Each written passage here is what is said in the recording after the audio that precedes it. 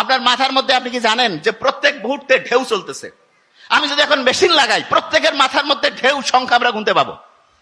কারো প্রতি সেকেন্ডে 8টা ঢেউ, কারো 12টা, কারো 20টা, কারো 30টা, কারো 60টা, কারো 80টা, কারো 100টা। যে কেউ মনে করতেছে মাথার মধ্যে যত বেশি ঢেউ তত বোধহয় ভালো। নো, যত বেশি ঢেউ তার মনে রাখার ক্যাপাসিটি তত কম। আপনি মনে করেন এক জায়গায় একটা জিনিস রাখছেন, বেশি ঢেউ উঠলেও এটা ভাষায় নিয়ে চলে যায় না?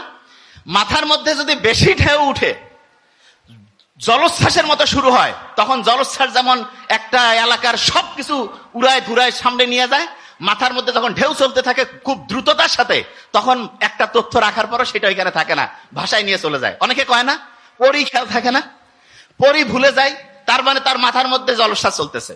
এই জলোচ্ছ্বাস যদি আমরা কন্ট্রোল করতে পারি, তাহলে মাথার মধ্যে যাই রাখবো সেইটা আল্লাহর রহমতে রিজার্ভ থাকবে। এটা কি করতে চাই? কথা কই না কেন, কইতে চাই?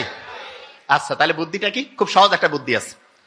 আল্লাহ মানুষকে বানাইছে, আল্লাহ এই জন্য জন্ম থেকে মৃত্যু পর্যন্ত আপনি যাতে আপনার জলোচ্ছ্বাসকে কন্ট্রোল করতে পারেন, এই জন্য আল্লাহ একটা সিস্টেম সেট করে দিয়েছেন। যে কি বলেন? হ্যাঁ, আপনি আপনার সন্তানকে নিয়ে চিন্তা করেন না, আমি মরে গেলেও আমার সন্তান যাতে ভালো থাকে? আল্লাহ তো চিন্তা করছে আমি আমার বান্দাকে যে তৈরি করলাম, এমন একটা সিস্টেম দিতে হবে যাতে করে যে কোনো সময় যে কোনো পরিস্থিতিতে সে যদি কোনো প্রবলেমের মধ্যে থাকে, কোনো বিপদের মধ্যে থাকে, আশেপাশে কেউ নাই, আমি আল্লাহ আছি। আল্লাহ তো আর ডাইরেক্ট আসি কবে না যে কি লাগবে বান্দা। আল্লাহ একটা অটোমেটেড একটা মাস্টার চাবি দিয়ে দিছে।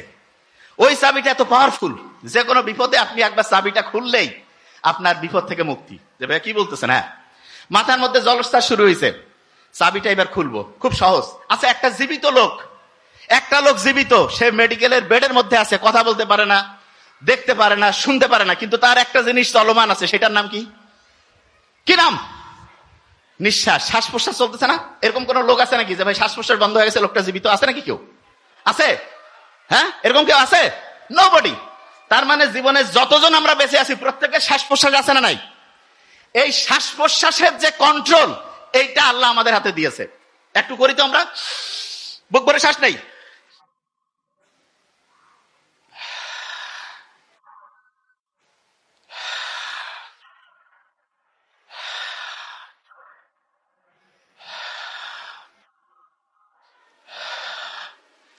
ব্রেনটা রিল্যাক্সড হয়। বুঝতে পারতেছেন? ব্রেনটা কি হয়? রিল্যাক্সড। ব্রেনটা এখন জলোচ্ছ্বাসটা ঠান্ডা হইলো। এই যে এখন যেই কথাগুলো শুনবেন, একটু আগে যেটা যতটুকু রিজার্ভ হইতো তার চাইতে এখন ভালো হবে।